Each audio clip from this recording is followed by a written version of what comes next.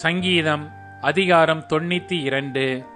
கர்த்தரை துதிப்பதும் உன்னதமானவரே உமது நாமத்தை கீர்த்தனம் பண்ணுவதும் 10 நரம்பு வீணையினாலும் தம்புருவினாலும் தியானத்தோடு வாசிக்கும் சுர மண்டலத்தினாலும் காலையிலே உமது கிருபையையும் இரவிலே உமது சத்தியத்தையும் அறிவிப்பதும் நலமாயிருக்கும்.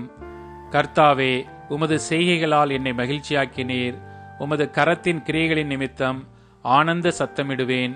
கர்த்தாவே, உமது கிரியைகள் எவ்வளவு மகத்துவமானவைகள்! உமது யோசனைகள் மகா ஆழமானவைகள். மிருக குணமுள்ள மனுஷன் அதை அறியான், மூடன் அதை உணரான். துன்மார்க்கர் புல்லை போல தலைத்து அக்கிரமக்காரர் யாவரும் செழிக்கும் போது அது அவர்கள் என்றென்றைக்கும் அழிந்து போவதற்கே ஏதுவாகும். கர்த்தாவே, நீர் என்றென்றைக்கும் உன்னதமானவராயிருக்கிறீர். கர்த்தாவே, உமது சத்துருக்கள் அழிவார்கள், உமது சத்துருக்கள் அழிந்தே போவார்கள்.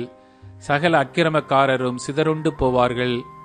என் கொம்பை காண்டாமிருகத்தின் கொம்பை போல உயர்த்துவீர். புது எண்ணெயால் அபிஷேகம் பண்ணப்படுகிறேன். என் சத்துருக்களுக்கு நேரிடுவதை என் கண் காணும். எனக்கு விரோதமாய் எழும்புகிற துன்மார்க்கருக்கு நேரிடுவதை என் காது கேட்கும். நீதிமான் பனையைப் போல் செழித்து லீபனோனிலுள்ள கேதுருவைப் போல் வளருவான். கர்த்தருடைய ஆலயத்திலே நாட்டப்பட்டவர்கள் எங்கள் தேவனுடைய பிரகாரங்களில் செழித்திருப்பார்கள். கர்த்தர் உத்தமர் என்றும் என் கண்மலையாகி அவரிடத்தில் அநீதி இல்லை என்றும் விளங்க பண்ணும்படி அவர்கள் முதிர் வயதிலும் கனி தந்து புஷ்டியும் பசுமையுமாயிருப்பார்கள்.